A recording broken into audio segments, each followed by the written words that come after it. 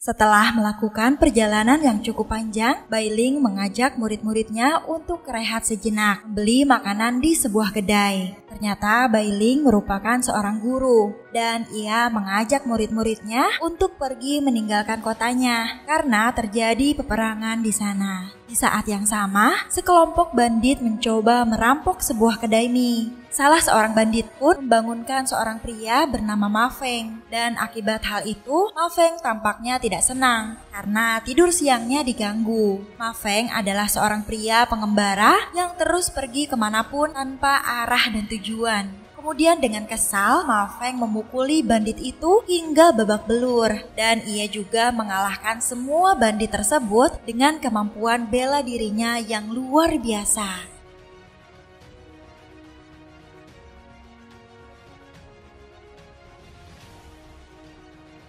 Setelah urusannya selesai, Ma Feng pun langsung pergi melanjutkan pengembaraannya. Sementara itu, di daratan selatan Tiongkok terdapat sebuah kota yang aman dan damai bernama Kota Pucheng yang dijaga oleh seorang kapten yang bernama Yang Kenan bersama dengan anak buahnya. Di waktu yang sama, para pengungsi yang selamat dari Kota Batu datang ke Kota Pu untuk meminta perlindungan. Walau para penduduk tidak mau menerimanya, tetapi Kapten Yang mempersilahkan para pengungsi untuk memasuki Kota Pu. Tak lama berselang, Bai Ling bersama dengan murid-muridnya sampai di Kota Pu. Di tengah keramaian dan kekacauan ini, sekelompok bandit gunung datang dan mencoba menerobos kerumunan. Hingga akhirnya Kapten Yang datang menghentikannya. Ia memarahi pemimpin bandit karena telah seenaknya sendiri memasuki kota. Namun Wang Weihu, pemimpin bandit ini, malah mengajak Kapten Yang untuk berduel.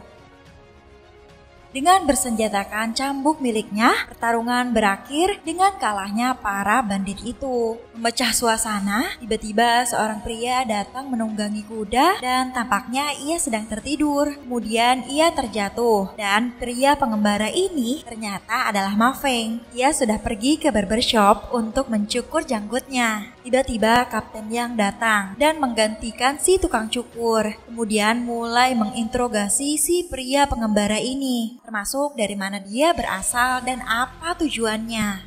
Malamnya, Ma Feng memutuskan untuk menginap di Kota Pu. Di tengah tidurnya, ia didatangi oleh guru Bai yang ingin meminta bantuan dari Ma Feng untuk melindungi anak-anak sampai ke ibu kota. Namun Ma Feng menolaknya karena ia ingin hidup bebas tanpa ada beban. Dan jika guru Bai tetap memaksa, maka bayarannya adalah tubuhnya. Dari kata-katanya itu ternyata cukup ampuh untuk membuat guru Bai menjauh. Hingga akhirnya Ma Feng bisa tidur dengan nyenyak.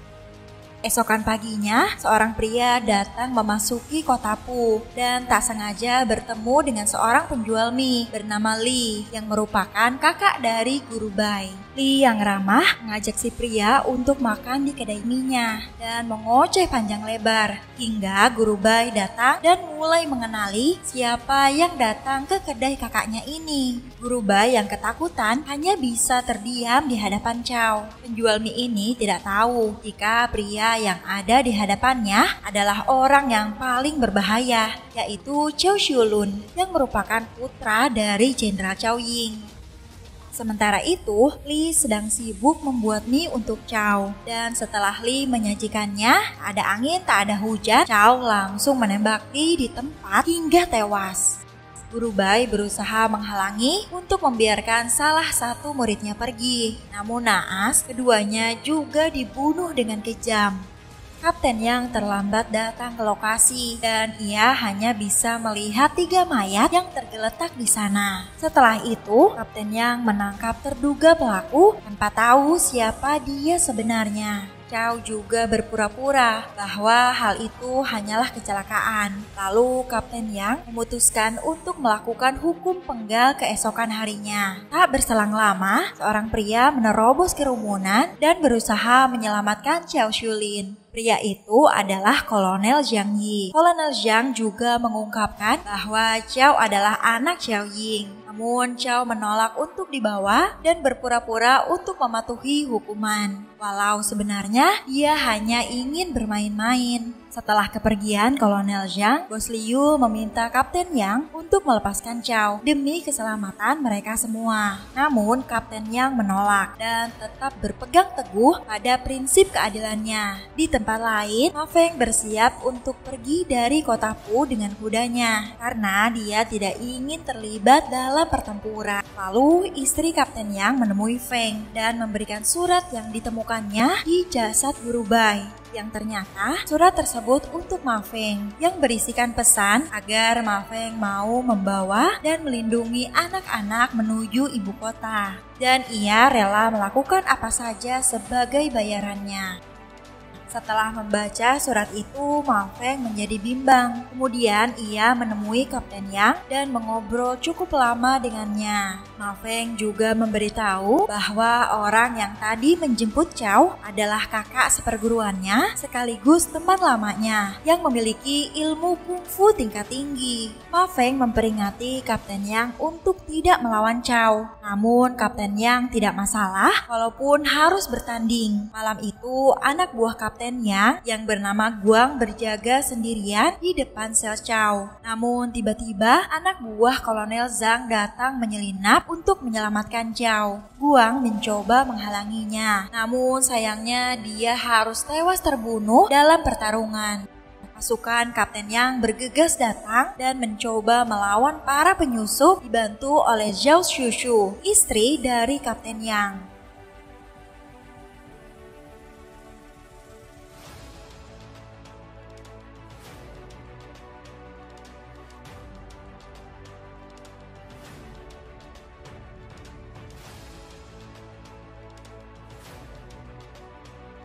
Setelah bertarung beberapa saat, Kapten Yang berhasil menghabisi salah satu pentolan Kolonel Zhang. Sementara itu, sisanya melarikan diri. Kapten Yang hanya bisa menyalahkan dirinya karena terlambat datang. Di lain tempat, Ma Feng pergi mengunjungi kawan lamanya di base camp militer dekat kota Pu. Setelah bertemu dengan Kolonel Zhang, mereka berbicara cukup lama dan bernostalgia sedikit tentang masa lalu mereka. Kolonel Zhang sebenarnya mengajak Ma Feng untuk bergabung dengannya. Namun Ma Feng menolaknya karena ia merasa hal itu tidak cocok untuknya. Mereka terlibat perdebatan kecil dengan alasan kenapa Ma Feng menolaknya. Karena di masa lalu, ia pernah bekerja bersama Zhang Yi untuk memerintah dinasti Qing. Di mana saat itu ia menyadari kebenaran bahwa keadilan yang digembor-gemborkan itu tidak sesuai dengan kenyataan. Pemerintah mengambil keuntungan dari rakyatnya sendiri dan tak ada keadilan yang benar-benar nyata. Setelah itu, Ma Feng berpamitan untuk kembali ke kota Pu. Lalu Kolonel Zhang meminta Ma Feng untuk melepaskan Chow dan jangan sampai bermusuhan dengannya. Sekembalinya Ma Feng, ia bersiap untuk membuka sel penjara Chow.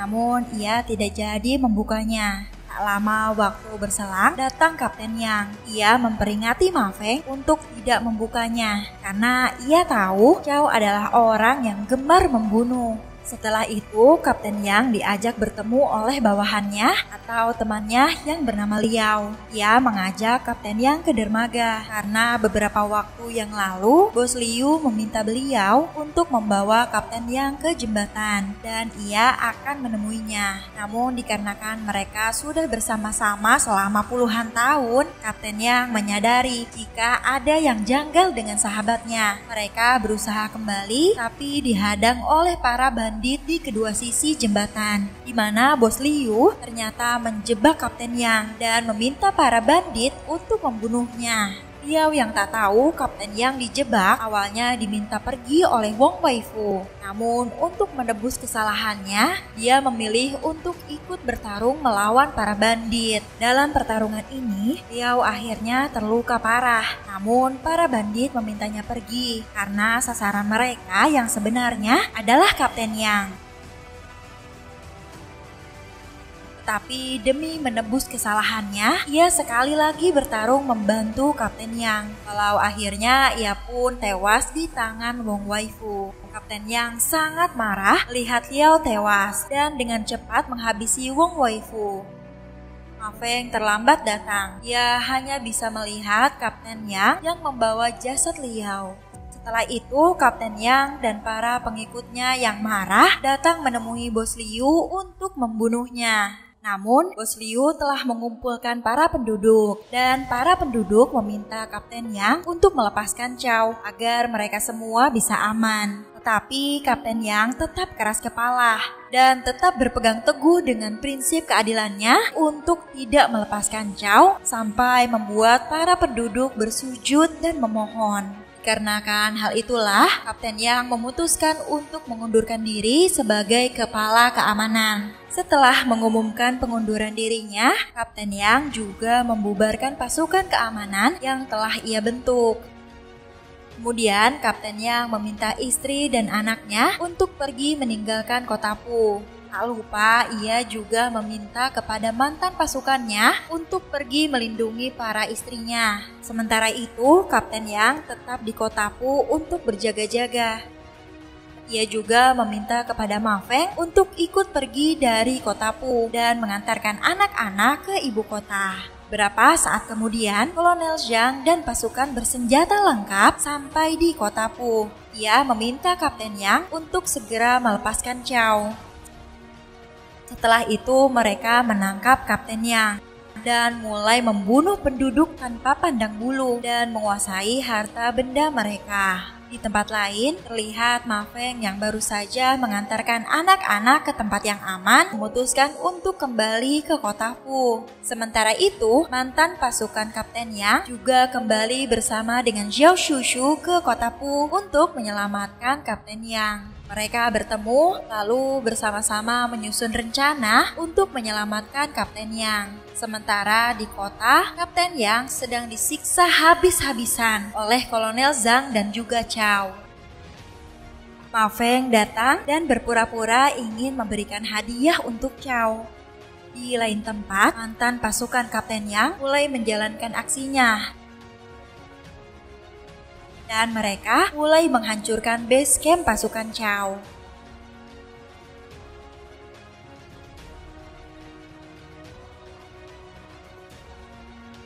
Ma Feng yang sudah bertemu dengan Chow langsung berpura-pura mengeluarkan hadiah yang sebenarnya tidak ada.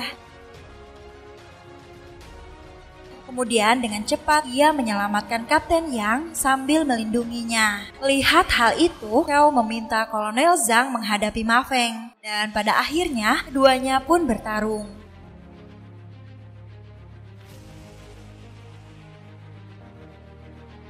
Di lain tempat, base camp militer milik Chow dibom. Sekaligus mereka mengebom pos penjaga di kota Pu dan penyerangan dari penduduk ke kota ketika sebagian pasukan militer Chow kembali ke base camp. Alhasil, kota Pu perlahan mulai dikuasai kembali oleh penduduknya. Sementara itu, Kapten Yang pingsan akhirnya tersadar dan langsung mencari Chow. Kembali ke pertarungan Ma Feng dan Kolonel Zhang, di mana keduanya menunjukkan kemampuan bela diri mereka yang sangat luar biasa.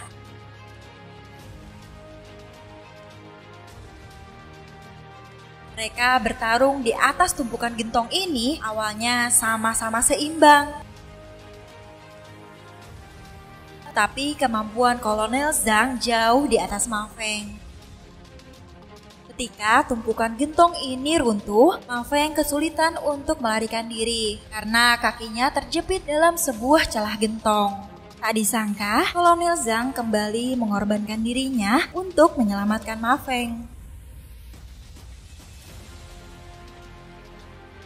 Sementara itu, Kapten Yang dan istrinya sampai di ruangan Chow. Namun mereka ditembaki dan tidak bisa mendekat. Salah satu anak buahnya yang datang juga ikut tertembak.